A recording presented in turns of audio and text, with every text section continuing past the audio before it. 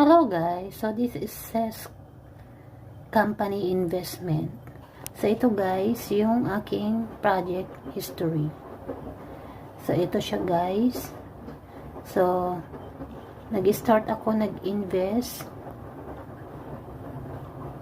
ng November 2, 2024. So ito guys yung una kong in-invest.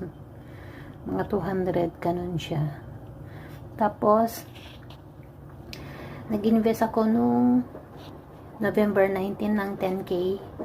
Then, ang total income niya is 9,450. So, na-receive ko siya guys nung December 24. So, luckily, naka-receive ako. May pera na nagastos. So, ayan guys.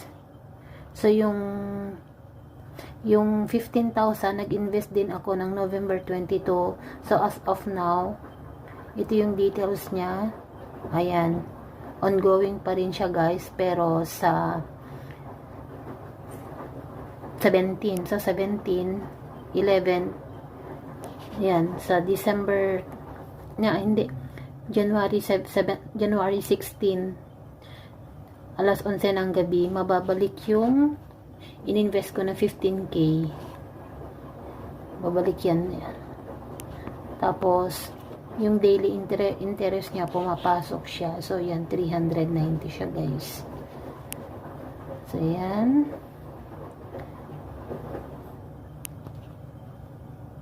So, as of now, yan yung mga investment ko. 3,900, tsaka yung existing na 15k. So, yan, guys.